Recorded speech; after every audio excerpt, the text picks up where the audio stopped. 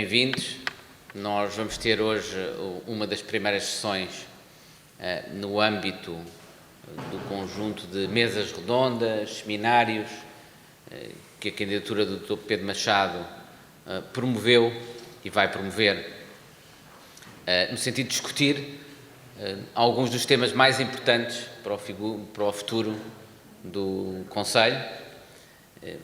Hoje fizemos já um conjunto de visitas muito interessantes e temos connosco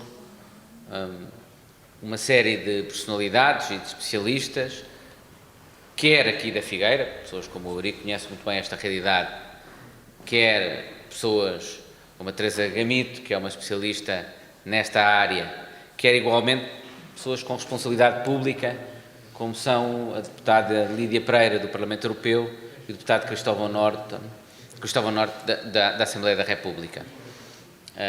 Temos também connosco o André Moura, que é o candidato aqui à Junta de Freguesia, e naturalmente o Pedro Machado, que irá depois encerrar esta sessão.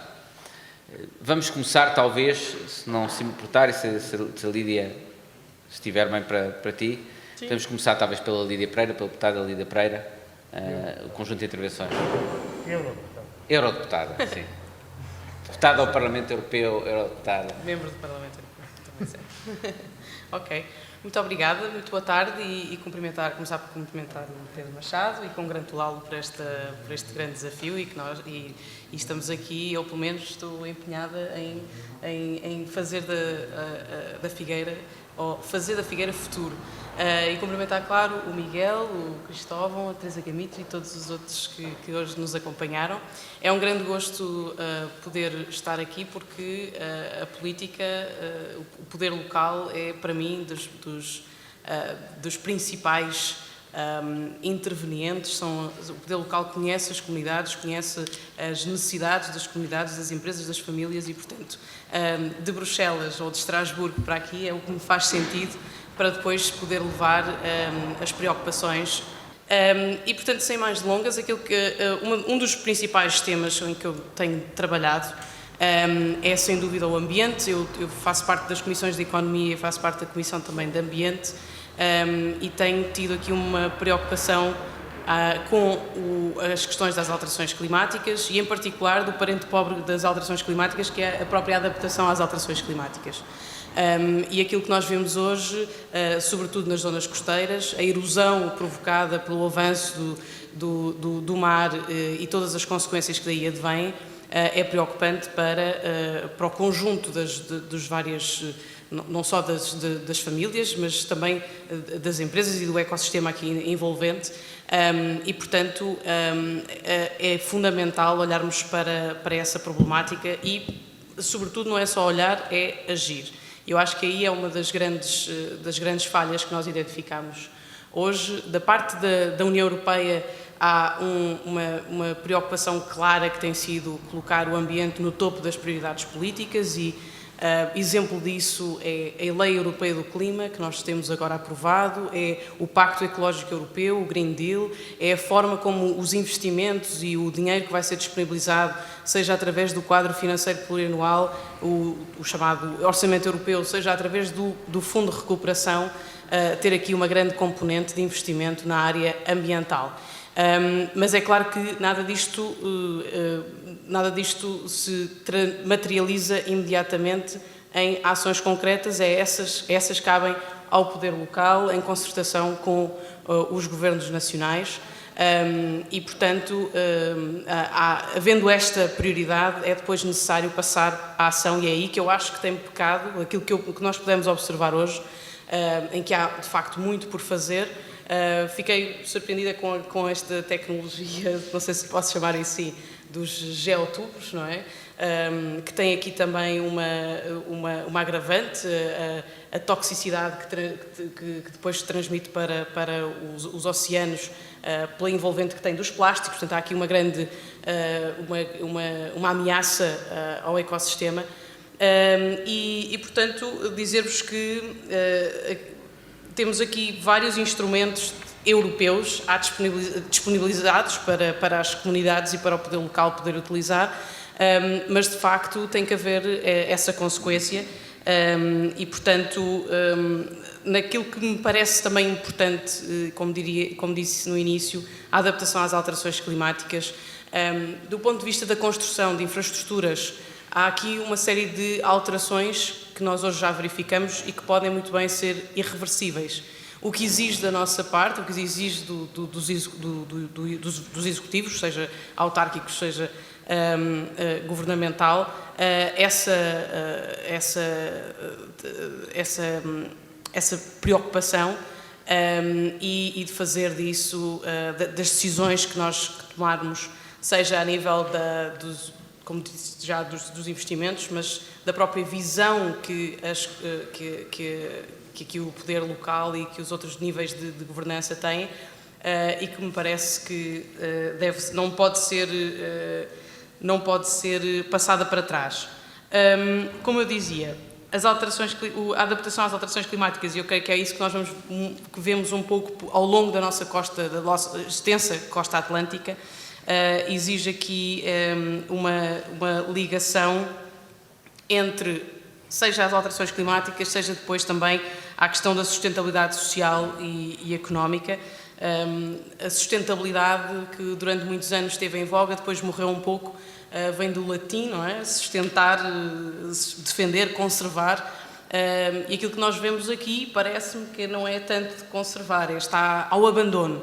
E isso não é aceitável para as pessoas que aqui vivem, para as pessoas que aqui vêm passar férias, que aqui têm a sua casa e que merecem o melhor que esta terra tem para proporcionar. E, portanto, é preciso rever os processos que têm aqui, do ponto de vista da sustentabilidade, que têm várias vertentes, seja económicos, sociais, culturais, ambientais, e aquilo que verificamos também é que, de facto, as alterações climáticas já não se estancam apenas na questão dos ursos polares.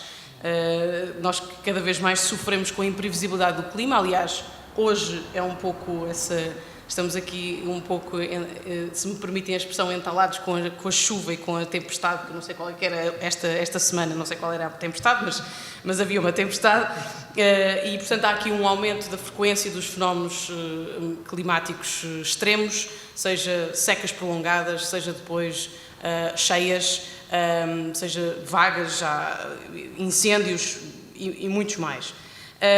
Só para dar aqui uma chega com números concretos para conseguirmos perceber melhor esta questão. A Agência Europeia do Ambiente estima que os fenómenos climáticos meteorológicos extremos representaram entre 1980 e 2017 cerca de perdas na ordem dos 426 mil milhões de euros. E, portanto, é um número bastante assinalável. Se tivermos por base, por exemplo, o Fundo de Recuperação Económica, o Fundo de Recuperação e do qual Portugal, em princípio, poderá utilizar 15 mil milhões, mas 426 mil milhões de euros é um número assinalável.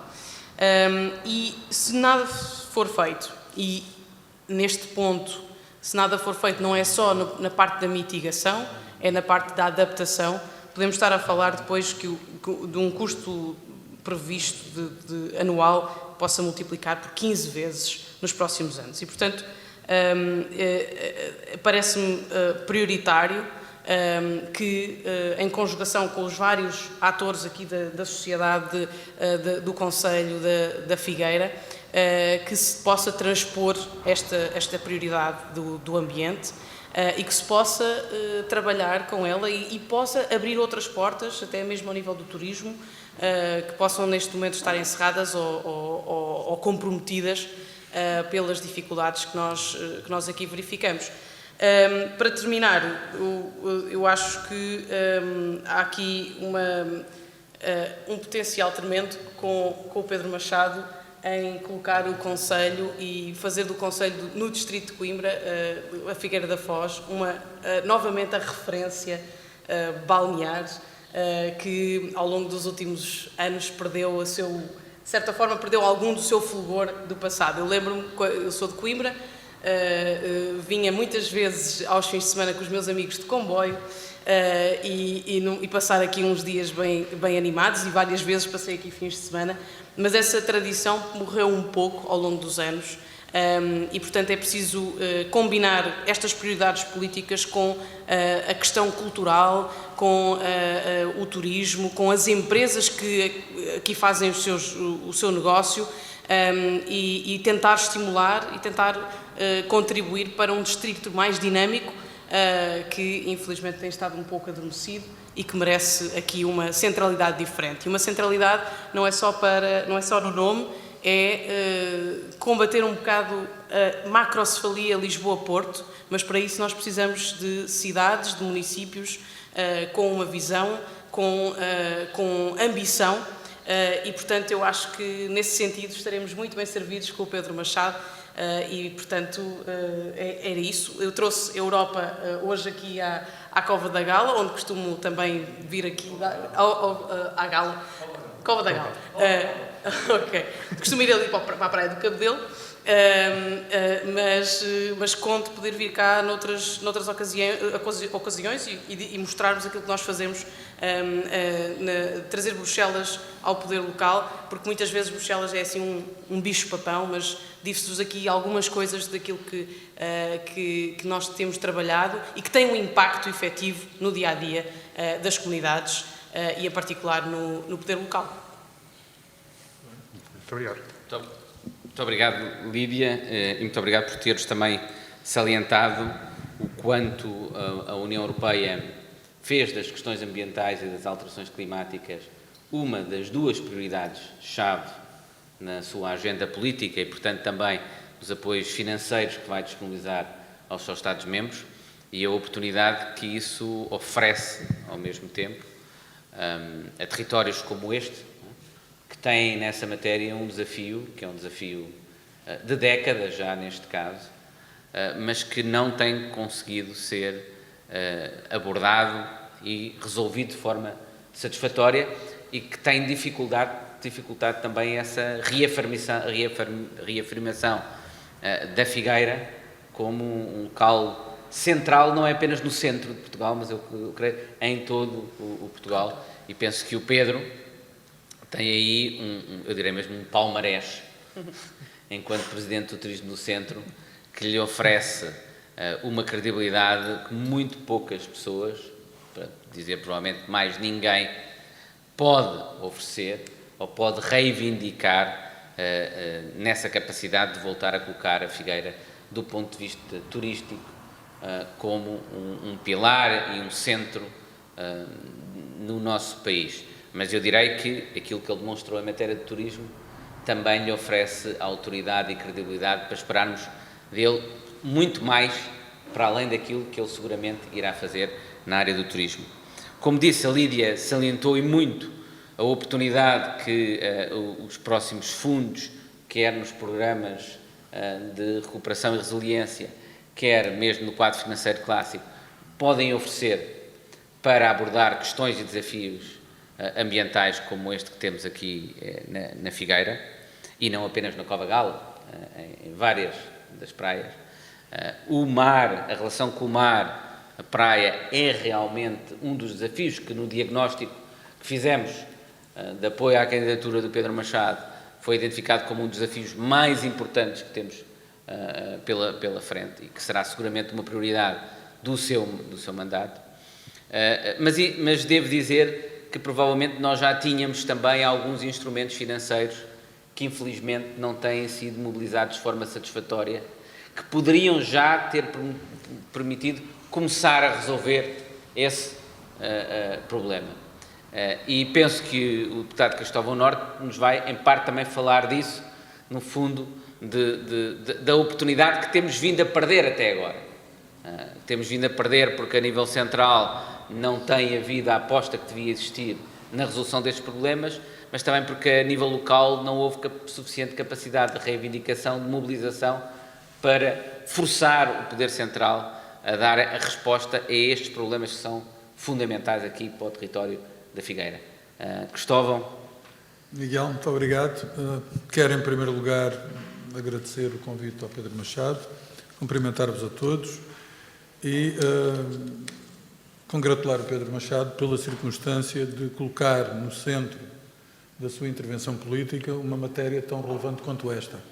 Em regra, esta matéria surge quando estamos perante fenómenos extremos, quando as televisões acorrem fenómenos que põem a vida das pessoas em risco, fenómenos por vezes incomuns, cada vez, porém, mais frequentes, e por via disso não há respostas concertadas, consequentes, consecução de programas que estão estabelecidos, mas que ficam, na sua concretização, largamente aquém dos objetivos. O Miguel Paiares Maduro dizia, e bem, que tem sido esbanjada uma oportunidade de procurar resolver alguns destes problemas. Aliás, em 2018, quando houve mais um episódio desta natureza, o Governo prontamente anunciou um programa de 130 milhões de euros no âmbito dos POC, que tinham sido recentemente aprovados e que estavam, à época, em consulta pública, dos quais 48 milhões se destinavam a tratar dos problemas que hoje tivemos a ocasião de testemunhar. Eu não sei, de facto, para além daquelas mangas de geotextil que foram ali colocadas, que mais investimentos é que tiveram lugar ao longo destes 3 anos. Mas sei, de facto, que a urgência das alterações climáticas com um conjunto de fenómenos que são neste momento incontestáveis, são irrefutáveis, estão traduzidos em todos os estudos e que apontam Portugal, designadamente a nossa costa atlântica, como uma daquelas que enfrenta desafios de maior envergadura até ao fim deste século. Basta dizer, a esse respeito, que nós vamos ter um aumento da temperatura média, que vamos ter um aumento das amplitudes térmicas, que vamos ter mais noites tropicais, que vamos ter um aumento do número de dias com ondas de calor, que vamos ter uma redução da precipitação e da estação das chuvas. Para isso, origina a expansão térmica do oceano, com o degelo, então nós vamos ter uma elevação do nível do mar. E se temos essa expectável elevação do nível do mar, conjugada com a circunstância de teres uma agitação marítima que é muito significativa nesta costa atlântica, e ainda com as dificuldades do trânsito sedimentar, então estão reunidos um conjunto avassalador de ingredientes que põem em causa a salvaguarda de pessoas e bens, a sustentabilidade económica, social e ambiental em concelhos tão expostos como é o Concelho da Figueira da Foz.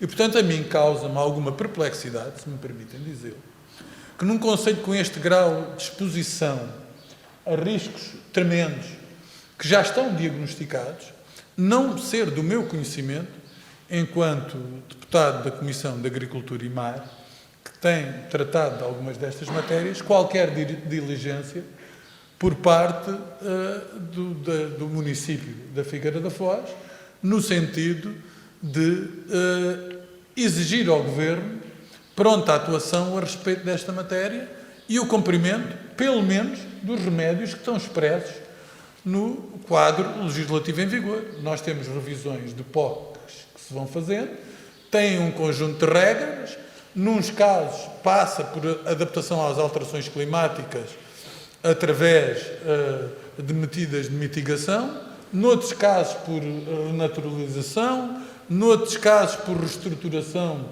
de núcleos, enfim, há determinados remédios em função das necessidades e até dos impactos e consequências que cada um deles possam revelar.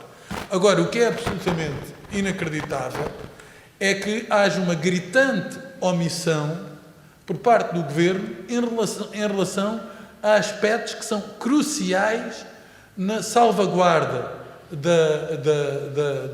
da salvaguarda das pessoas e dos bens, da salvaguarda das atividades económicas, da salvaguarda da proteção ambiental e dos próprios danos sociais que estas matérias produzem. Porque nós temos aqui 2 aspectos cruciais. Um é o aspecto de urgência e é preciso agir, mas outro também é o aspecto de planeamento e de cumprimento de futuro. Porque isto é um processo que não se vai esgotar com nenhuma poção mágica. Nenhum de nós tira um coelho da cartola e resolve por uma ação isolada, sem ter um quadro global, o problema. Isso pura e simplesmente não vai acontecer. Quando nós tratamos, seja aqui, seja em que zona do país for, com alguém, as pessoas dizem, bom, então é preciso colocar aqui esporões para resolver o problema. Mas isto tem que ser construído numa lógica global para que o problema não esteja constantemente a migrar e a produzir erosão a jusante, que é isso que muitas vezes acontece, e é por isso que essa política é uma política que tem que ser vista de forma concertada, com objetivos muito claros, com um planeamento concreto e que tem que haver articulação com os agentes económicos, sociais, liderados pelo poder político. E fiscalização, como é evidente. E um dos problemas que tem acontecido é que muitas vezes, quando se constroem esses POCs, isso não é organizado numa lógica de congregação de todas as entidades. E depois aquilo que se verifica é que o poder político local está contra o poder político central, porque não teve participação, ou se teve participação, nenhuma das opções estratégicas que quis fazer prever teve enquadramento. E desta forma acaba sempre por paralisar processos que são essenciais para se construir esta lógica de adaptação às alterações climáticas sem nada fazermos. E, portanto, chegamos a um ponto em que o incentivo político é não fazer nada. Esta é que é a verdade. O incentivo político, muitas vezes, é não fazer nada. E é por isso que eu acho extraordinariamente importante que o poder local, cada vez mais, e não apenas só em episódios dramáticos, se rebele, reivindique, faça ouvir a sua voz, aí a defender a plenos pulmões as populações, quando durante anos a fio foi cúmplice de um silêncio ensurdecedor, de uma gritante omissão nas ações que põe em causa o presente, mas põe em causa o futuro destas populações. Isso é que é importante fazer. Soluções que não são fáceis, não são. Ninguém vos vai dizer que são soluções imediatas. Quem vos disser isso, estar-vos a enganar. E eu julgo que isso não é sério, nem é essa política que o Pedro Machado fará pela forma aberta, plural e estruturada com que aborda os temas que eu já conheço, na ação que ele tem tido na área do turismo. E, portanto, o repto que eu lanço, se me permitem, é total colaboração. Se houver hoje aqui perguntas que resultem para submeter ao Governo, eu falo-ei prontamente na Assembleia da República e o Governo tem 30 dias para responder a essas perguntas.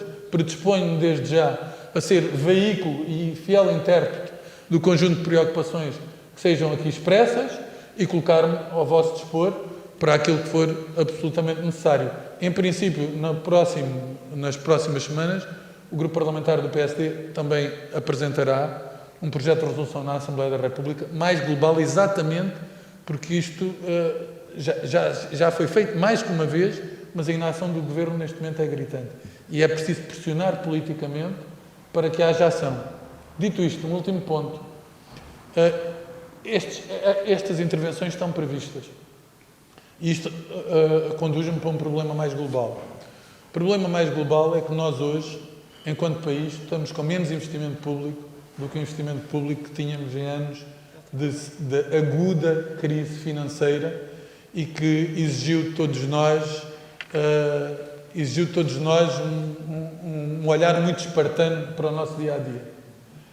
E esses investimentos, tanto previstos, não são concretizados. O investimento público hoje está aquém daquele que teve lugar em 2015.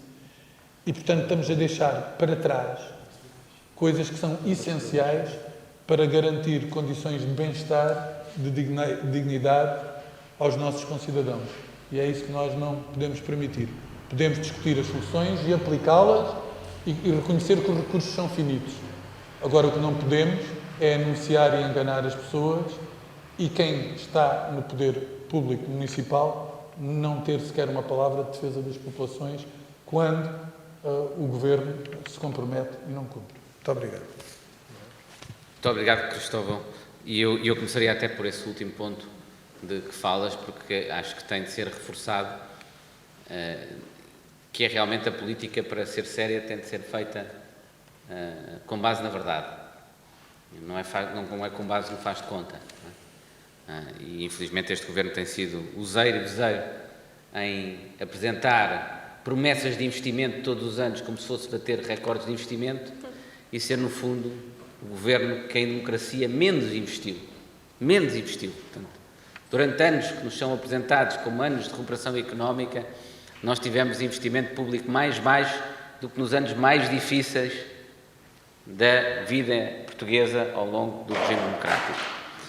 E isso, no fundo, também é uma forma de relacionar com o tema que nos trouxe hoje aqui, porque, como também muito bem disse o Cristóvão Norte, este tema só será bem resolvido com políticos que sejam sérios perante as pessoas e, portanto, que assumam que não é um problema que se possa resolver com remendos, é um problema que demora tempo, mas como todos os problemas que demoram tempo a ser resolvidos, a melhor forma de o resolver é começar já.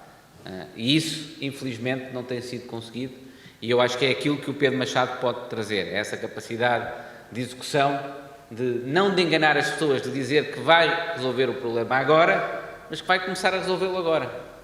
E a primeira forma de começar a resolver agora é dizendo a verdade e trazendo esta conversa e este tema para o centro do debate, de forma a conseguir superar aqueles incentivos políticos perversos de que falava o Cristóvão, que infelizmente têm escondido este problema e que, levando a que ele apenas se revele não da forma nem com a dimensão exata que ele infelizmente já se coloca, quando há eventos extraordinários, como também a Lídia falava. E, portanto, é muito importante fazer com que este tema seja central, e é muito importante, para que isso aconteça, também temos especialistas, pessoas que realmente conhecem do tema, ou porque são especialistas a nível nacional, como é o caso da Teresa Gamito, ou, como também será o caso do Eurico, porque o vivem aqui, o têm combatido aqui, têm sido procurados ser agentes de mudança das políticas nesta matéria, aqui a nível local. Mas passará agora a palavra, precisamente, a uma das pessoas que mais capacitada está para discutir este tema, que é a professora Teresa Gamito. Teresa. Ok, muito obrigada. Primeiro de tudo, queria dizer que tenho muito gosto em estar aqui a ajudar o Pedro, porque, de facto, conheço já há uma data há 18 anos, acho eu. E sempre me conheci como um fazedor, portanto, era uma pessoa a quem se pedia as coisas e elas apareciam logo no dia seguinte, ou logo que fosse possível, e por isso tenho muito gosto já o acompanhei ainda em funções políticas, depois como noutra autarquia, depois como Presidente do Turismo do Centro, e tenho visto, de facto, que tem feito um trabalho excelente, e pronto, tenho muito gosto em estar aqui. Como disse, comecei por ser engenheira civil, ramo de hidráulica. O meu primeiro trabalho, em 1987, foi o estudo dos problemas litorais entre a Nazaré e Cascais. Nessa altura estava a ser feito um estudo em paralelo, que era o estudo dos problemas litorais entre o Rio Mondego e a Nazaré, tanto feito por outra empresa, não conhecia este estudo. Nessa altura já havia, não era dos troços ainda, dos troços mais problemáticos. O troço a norte do Cabo Mondego era bastante complicado, com tanto a zona da Aveira era, de facto, a zona mais complicada do país, mas já se falava, já era necessário fazer alguns estudos relacionados com esta área. Depois foi feito um POC, com 2 Os. Depois, no plano de gestão da bacia hidrográfica, onde eu também trabalhei, em que estudámos, de facto, também esta questão, esta problemática da erosão costeira. E depois houve outro POC, entretanto, pelo meio também houve um plano de ordenamento do espaço marítimo, que também já previa manchas de empréstimo. Portanto, isto indo ao primeiro plano de ordenamento do espaço marítimo, depois já houve outro a seguir, em que estavam previstas já manchas de empréstimo para se poder... Portanto, foi uma das coisas que foi calculada, era que houvesse, de facto, sítios onde se pudesse buscar areia para pôr no litoral. O que, de facto, é que tem acontecido muito pouca coisa. Fizeram-se umas obras, portanto, imagino que algumas delas ainda no tempo da Direção-Geral de Portos, Depois, quando as coisas passaram na altura, para o Instituto da Água, o Instituto da Água disse que nem mais um esporão no litoral, foi mais ou menos esta questão. Foi um bocado difícil tentar depois começar a explicar que, em alguns sítios, se calhar só com enchimentos de areia as coisas não funcionavam, que tinha que haver algumas obras auxiliares, e, portanto, estas coisas foram evoluindo. Eu estive a consultar nestes últimos dias, estive a ver o que é que estava previsto neste último POC. De facto, está previsto muita coisa, mas não é fácil de consultar, portanto, percebe-se que estão previstas algumas obras de enchimento artificial aqui para este troço, estão previstas, fala-se também na história do bypass, que também já ouço falar há 30 e muitos anos, o bypass aqui ao Rio Mondego, e de facto o que é preciso mesmo é que se comecem a fazer coisas. Façam coisas, portanto, as coisas que estão previstas, eu estive a ver o que está no POC, não me parece mal todo, se for feito. Agora, convém é que seja feito, portanto, e que avancem com as coisas. As coisas estiveram inscritas no pós-EUR, não sei se ainda estão, portanto, é bom, de facto, que aconteça. Porque é isso que tem que acontecer. As coisas têm mesmo, portanto, e como disse a Lídia, é preciso mesmo agir. É começar a fazer coisas devagarinho, que seja, mas começar a ver onde é que é prioritário, onde é que se pode fazer e por aí fora. O bypass, acho que sim, acho que é uma solução que pode, portanto, o bypass ao Rio Mondego, portanto, uma maneira de trazer areia da parte norte do rio para esta parte sul, porque no fundo os molhos do Mondego são o que está a provocar a erosão aqui nesta zona, portanto o Cabo Mondego um bocadinho, mas os molhos e as dragagens do Porto também. Trazer areia, e eu ainda me lembro de há uns anos as dragagens que eram feitas aqui no Rio Mondego, a areia era vendida, eu acho que há praias ali da Galiza que têm areia daqui. Pronto, entretanto, passado algum tempo começaram de facto começaram a perceber que era necessário pôr a areia aqui no litoral, mas de facto façam as coisas e tem que se ver mesmo, se for caso disso, se em algum lado for preciso retirar, não me parece que seja o problema aqui, acho que ainda não é necessário chegar ao recuo destas povoações do litoral. Penso que ainda não é suficiente, não é suficiente, penso que ainda não é necessário.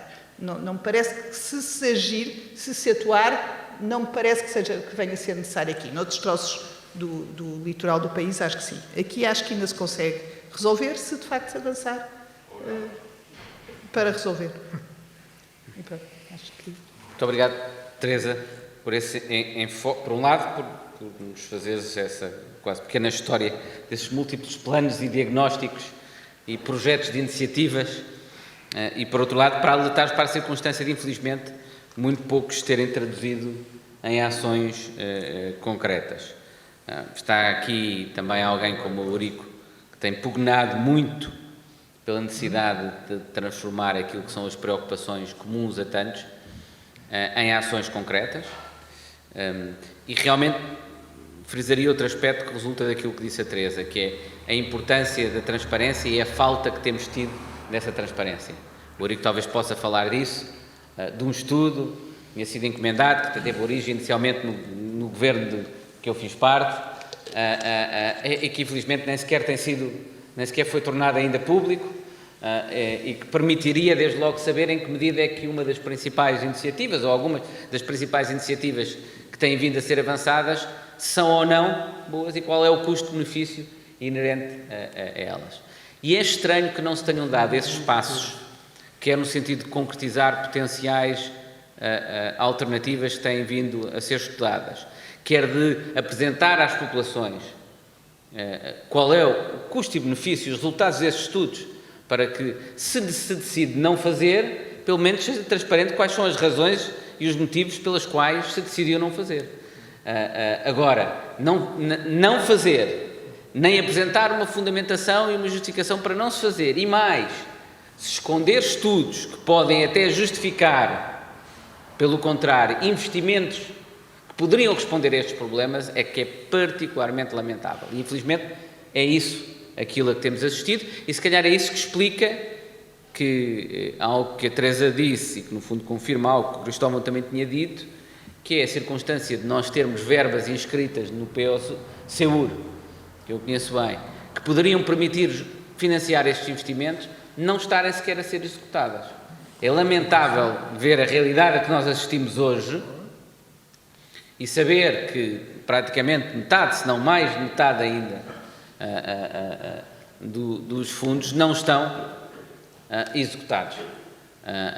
E a razão está relacionada com algo que o Cristóvão também disse, que é a circunstância de, basicamente, não ter havido fundos da Administração Central para oferecer a contrapartida nacional que cada Estado tem de apresentar para os fundos. Os fundos europeus pagam grande parte dos investimentos, mas os governos nacionais têm de assegurar uma contrapartida nacional, é uma pequena contrapartida, mas nem isso, infelizmente, o nosso país tem estado em condições, ou este governo decidiu que fosse prioritário fazer. E, infelizmente, se calhar é isso que explica porque é que temos vindo a perder esta oportunidade, e é isso que explica que nem sequer estudos que poderiam fundamentar investimentos e respostas públicas tão necessárias a estes problemas sejam públicos, sejam transparentes.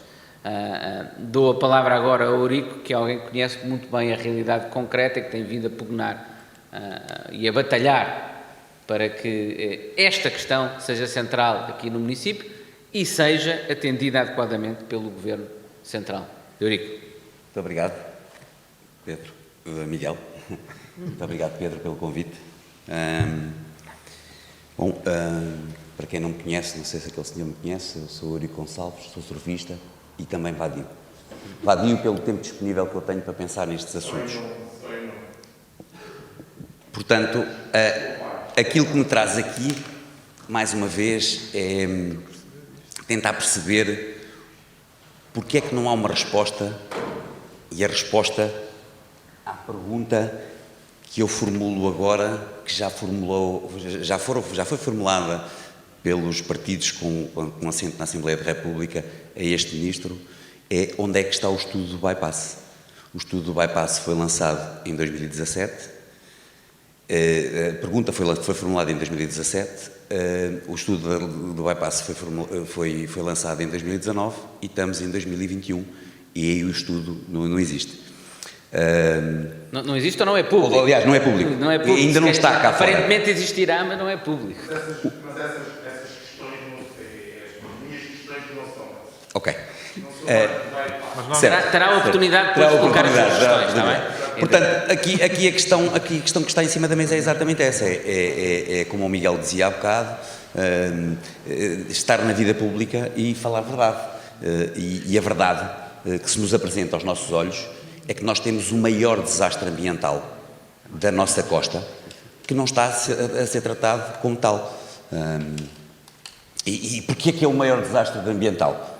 Porque nós temos um desastre ambiental mede-se pelos impactos negativos que tem nas várias diferentes áreas da sociedade. E se nós olharmos para esta questão da Praia da Figueira da Foz, temos esta questão muito grave que está a acontecer a sul do Cabo Mondego, onde a segurança das pessoas e bens está em causa. Temos a questão da segurança da entrada da Barra, que já perdemos, infelizmente, 11 vidas.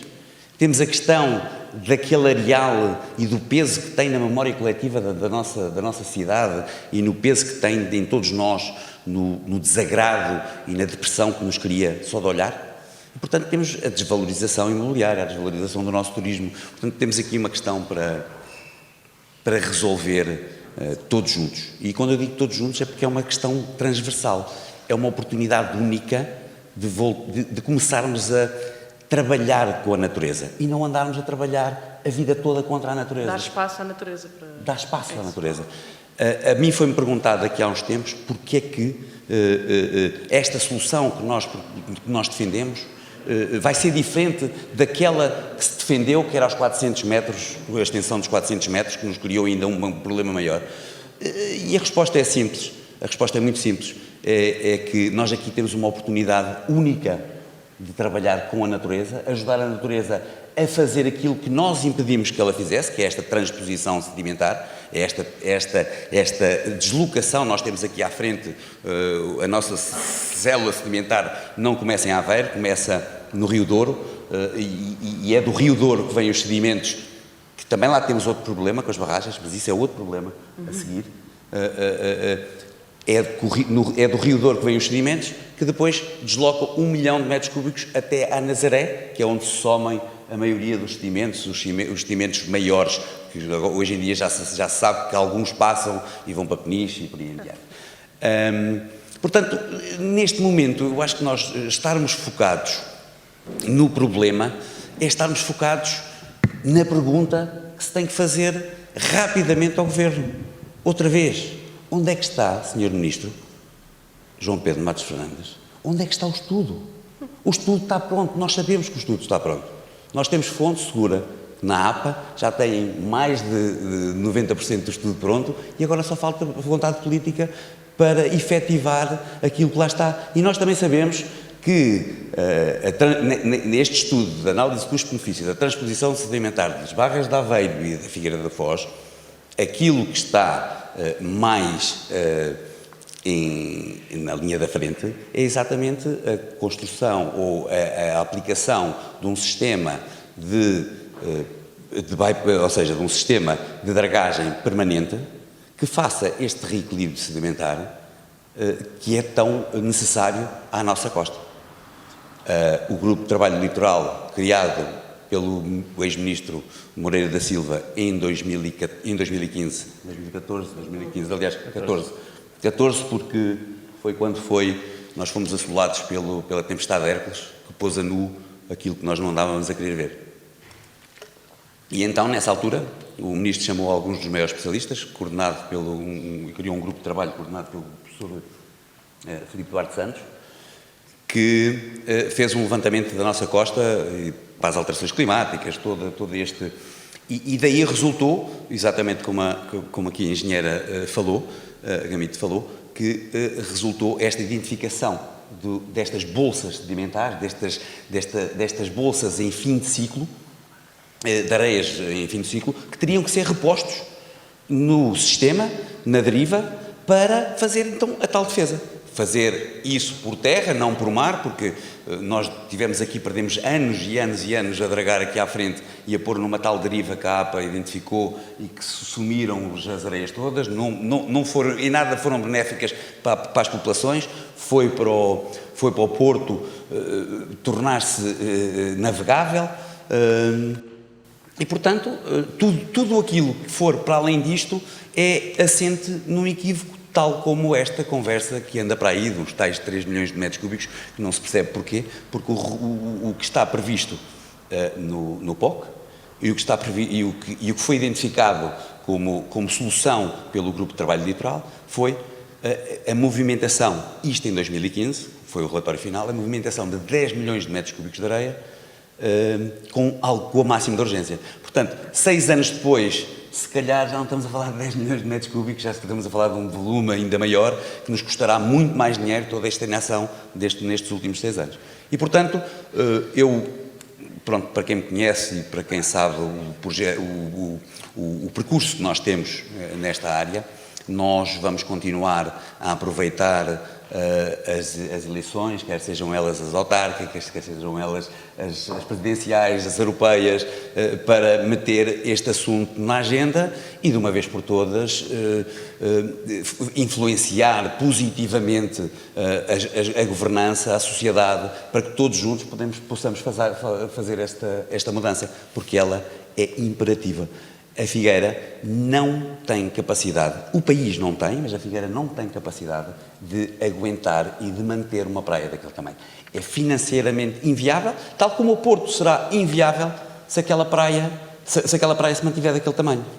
Porque a praia, a capacidade de resiliência daquela praia deixou de existir, a praia acumula-se não só onde nós a vemos, mas submersamente, imersamente, ela acumula-se em frente à barra e, portanto, podem fazer o que quiserem, podem mandar vir as dragas que quiserem da Holanda, podem da Noruega, que estão aqui, que enquanto não se recuar com a praia, enquanto não se fizer este movimento sedimentar, nós não mitigamos nenhum problema, só agravamos, porque cada vez é mais caro, cada vez perdemos mais território e cada vez pomos em causa as pessoas da Gala, mas não é só da Gala, é da Gala, da Costa de Lavos, não é só do nosso concelho. Afeta 5 concelhos, daqui até à Nazaré. Pombal, Alcobaça, Leiria e Nazaré. Portanto, é este assunto que nós temos que olhar de frente de uma vez por todas, esquecer estas rivalidades de Sporting-Benfica e irmos todos juntos resolver este problema. E quem não quiser, pronto, que fique para trás, mas temos que ir para a frente. E, portanto, mais uma vez, agradeço o convite, mais uma vez podermos explicar e explanar o problema que se nos apresenta e, quanto mais não seja, se conseguirmos influenciar mais um deputado, mais uma deputada, para nós a confiança que temos no Pedro basta e, portanto, o Miguel já é o nosso defensor há muitos anos e, portanto, aliás, ao Miguel devemos a abertura toda que tivemos no governo, na altura do governo que ele pertenceu e, portanto, facilitou-nos muito a vida nessa altura. Entretanto, mudou de governo e, infelizmente, como se fazia, e com isto termino, como se fez sempre na Índia, cada vice-rei que entrava destruía todo o trabalho do vice-rei anterior. E, portanto, parece-nos a nós que neste momento foi isso que aconteceu.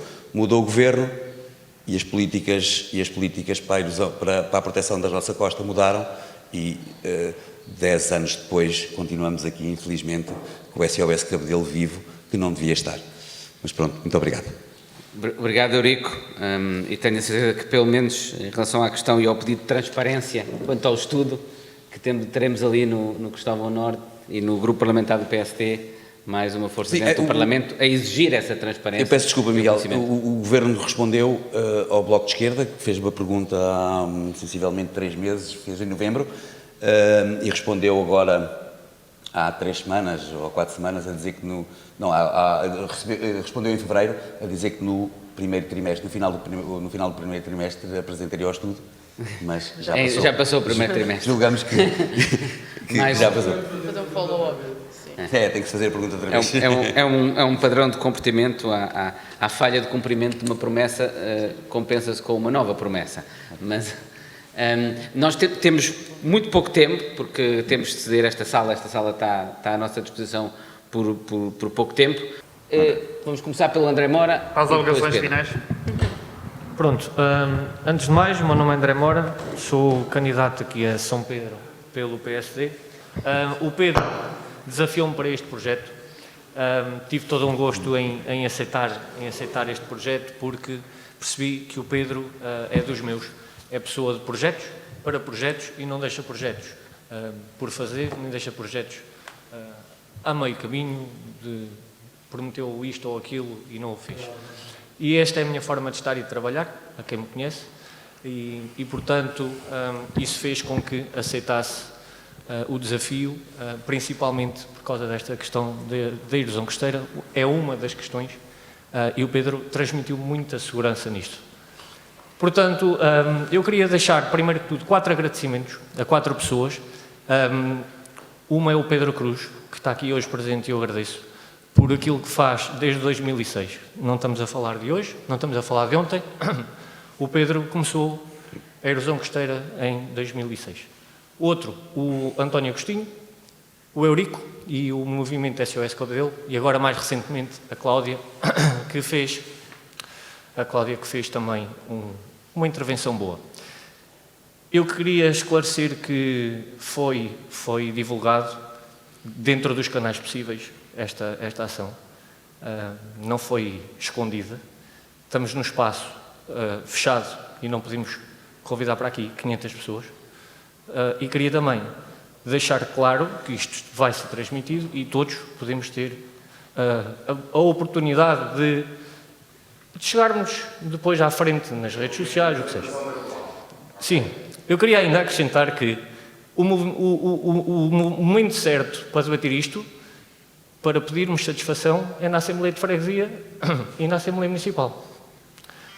O Eurico, o Pedro, são pessoas que estiveram sempre muito interventivas, mas toda a população está muito atenta a isto. Eu há pouco partilhava, nós temos pessoas a tomar calmantes, temos pessoas à beira de pressão, por causa desta situação. Nós estamos a compactuar, o Governo está a compactuar não é? Quase com um homicídio a longo prazo, porque nós estamos a deixar que a água entre para dentro de casa das pessoas sem querermos atuar. Nós não podemos andar aqui a fazer festivais de futebol, de praia, ou lá buracos na praia, com a areia da Cova Gala e da população a sul. Isto é gozar com as pessoas. Isto não há outro. Isto era um sketch para o Ricardo Araújo Pereira. Porque desculpem, isto é gozar com as pessoas, isto é gozar com quem trabalha, que é mesmo isto. Porque nós estamos a ver a água entrar no quintal das pessoas, quando há pessoas que estão na Câmara, há pessoas que estão no Governo, com quintais maiores do que o Sol Chívia tem até às dunas. E eu não me interessa se é no Governo, se é no Eurodeputado, se é onde é que é. Não me interessa onde é que isso se resolve. Cada macaco no seu galho. Eu estou aqui para defender os interesses de São Pedro, não estou aqui para dar soluções, porque eu não sou técnico, não sou engenheiro, com todo o respeito a toda a gente. Eu estou aqui para fazer a interlocução e para vos apresentar os problemas, como hoje estivemos dentro da areia, e é isso que vocês têm de fazer mais vezes. Nós temos de ir sair à Barra, para vocês perceberem o problema da Barra. Todos, que é coisa que estas pessoas que estão lá nunca tiveram a coragem de fazer. Se calhar já foram convidadas para sair à Barra, saíram. Eles não sabem o que é sair à Barra. Isto é uma terra de pescadores que vive das pescas e não podemos querer vir com retóricas que eu não posso dizer nem defender se é o bypass ou se é cortar o molho. Eu não percebo nada disto. Aquilo que eu sei é, eu ouço a minha população e a minha população está a ser ameaçada com este problema de erosão costeira. E não me venham para cá com coisas que é aqui neste plenário que vamos resolver. Não é. Mas aqui tem de ser força possível para chegarmos e intervirmos nos sítios certos. Eu nunca ouvi, mas eu já estive muitas vezes na Assembleia de Freguesia a debater este assunto. Aquela senhora ali, a Dulce, e outra pessoa. É aí que nós temos de ir. E deixo aqui a confiança para o Pedro Machado, esta e para o Paiás Maduro, foi a primeira vez que esteve na Cova Gala, e receber-vos cá a todos. Serão sempre bem-vindos, haverá sempre espaço para estes debates, mas com certeza que esta população ficará muito mais descansada com soluções e não com debates. Obrigado. Muito obrigado, André. Só enfatizar um ponto, não foi por acaso que este é o primeiro tema do conjunto de debates que o Pedro decidiu organizar. É para marcar bem a prioridade que este tema tem. Miguel, em termos mas de desafios do Conselho. Isto é uma tristeza estarmos em política a debater um problema que se arrasta desde 2006. Porque isto não devia ser tema de debate político nunca. Este tema já devia estar mais que resolvido. E como o Eurico disse, houve bem a oportunidade de o resolver, infelizmente não. Mas a oportunidade há sempre. Eu tenho conhecimento hoje que há associações com plataformas informáticas que já tentaram contactar a Câmara e não têm a resposta. E o único trabalho deles, eles são financiados por países estrangeiros inclusive, o único trabalho deles é simples, custo-benefício das ações a implementar, seja quebra-mares, seja bypasses, seja o que seja. A Câmara não responde. Pá, desculpem, a boa gíria portuguesa, como eu disse, isto é gozar com as pessoas. Ponto. E isto tem de mudar. Pedro, a última palavra é tua. Muito obrigado a todos. Hoje, só a última palavra hoje. É tu. Muito obrigado a todos. Não sei se o Miguel Paiás Maduro percebeu a indireta do André Mora. Isto de gozar com quem trabalha. Não sei se viram ontem o programa do Ricardo Araújo Pereira.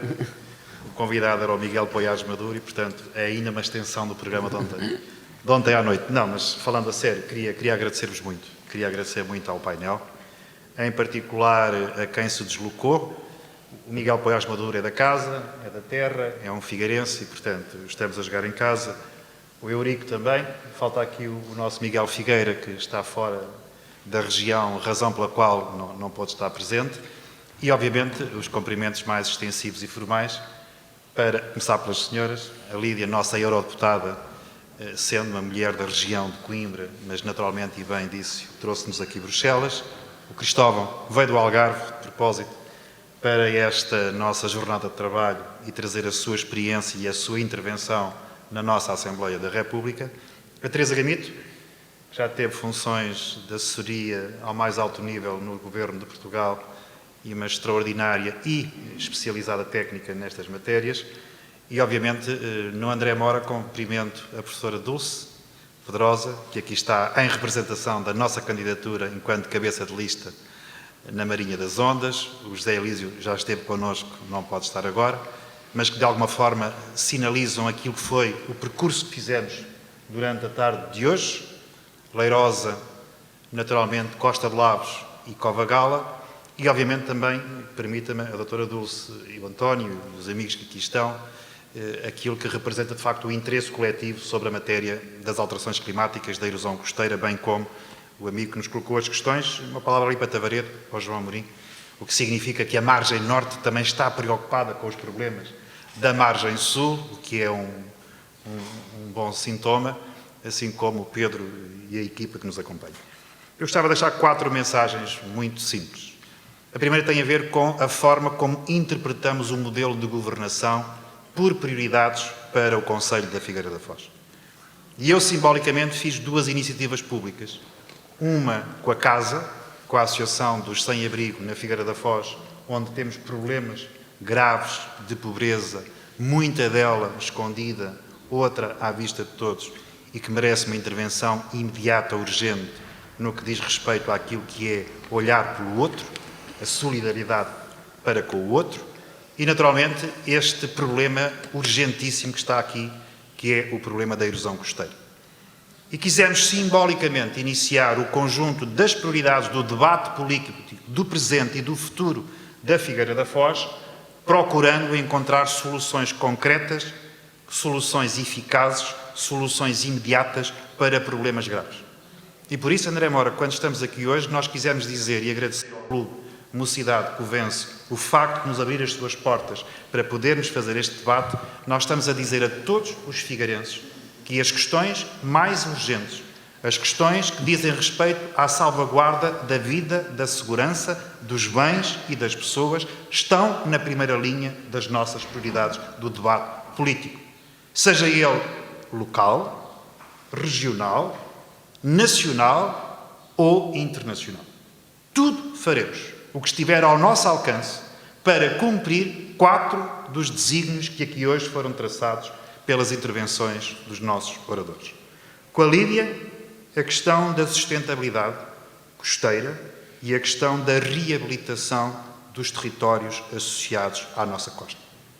E se o Estado, se não foi capaz, entre 2006, como diz o André Moura, e 2021, criar uma solução, e se neste momento está a adiar para 2023 a intervenção na Leirosa, e se está a apontar soluções que não são soluções, antes pelo contrário, são apenas deambulações de soluções que não vão resolver os problemas na Cova Gala ou na Costa de Lavos, a nossa candidatura diz não. Não, não é este o caminho. Queremos outro caminho. Queremos outro sentido de responsabilidade. Queremos outro sentido de liderança política para resolver em concreto os problemas reais que aqui estão. E eu serei, como diria a outra, até que a voz me doa, porta-voz destas preocupações, a par dos nossos cabeças de lista às nossas candidaturas de freguesia e da Câmara Municipal, para encontrarmos soluções rápidas e eficazes. Eu diria que falta aqui liderança política. E se os líderes políticos presentes não são capazes de encontrar novas soluções para velhos e atuais problemas, então precisamos de novas lideranças para resolver velhos problemas com novas soluções. Segunda questão, na intervenção do Cristóvão, tem a ver com aquilo que é a incapacidade de nós podermos tratar, usar, aplicar aquilo que os fundos comunitários nos colocaram à nossa disposição. O Centro de Portugal, 2014-2020, com 2,155 mil milhões de euros, executou apenas 44,1%. O que significa que hoje, 10 de maio de 2021, nós não fomos capazes de executar sequer 50% da verba disponível do quadro comunitário 2014-2020 que tínhamos para poder gastar. Não gastámos porque não tínhamos projetos, não gastámos porque não tivemos capacidade de liderar projetos, não gastámos porque não fomos capazes de apresentar os melhores projetos, não gastámos porque o Covid não resolve, nem responde, nem pode substituir tudo. E, portanto, há aqui matéria que hoje se impõe e que já não é apenas de liderança local, é liderança local e liderança regional. Porque se formos ver a anunciada bazuca, esta sub-região, em particular, a região do Conselho da Figueira da Foz, fica fora de todas as prioridades de investimento que a Bazuca deveria aplicar para os próximos 5 anos. Se formos ver Mas por opção do Governo. a aplicação do Plano Rodoviário Nacional e do Plano Ferroviário Nacional, nós temos um buraco negro entre a área de Leiria e a área de Aveiro, onde está esta região. A intervenção da ferrovia da linha do Oeste foi suprimida. A intervenção e o financiamento do Porto da Figueira da Foz não aparece. A reabilitação e a pujança que podíamos estar associado ao aeroporto de Montreal nem sequer é considerado. Portanto, a falta de liderança e a falta de capacidade política não é só aqui. Ela é regional. E nós precisamos de combater e alterar este Estado. Terceira nota. Terceira nota, com a Teresa Gamito, tem muito a ver com uma ideia extraordinária que é, infelizmente, acontece, ainda estamos a tempo de salvar as famílias e de salvar os bens das famílias. E para isso, a intervenção do Eurico, quando nos diz é tempo de devolvermos o mar às pessoas, de devolvermos o mar à cidade, de devolvermos o mar às freguesias em segurança, é de facto uma ambição maior que nós traçamos para este projeto. E portanto, queridos amigos, o que hoje aqui estamos a dizer à Figueira da Foz é que estamos a construir presente e futuro. Que estamos a fazê-lo através da experiência, do conhecimento, daqueles que têm maior capacidade de hoje nos darem garantias que seremos conjuntamente capazes de alterar este estado de coisas. E o programa desta candidatura e o modelo de governação desta candidatura quer hoje aqui deixar este sinal claro, este compromisso, André.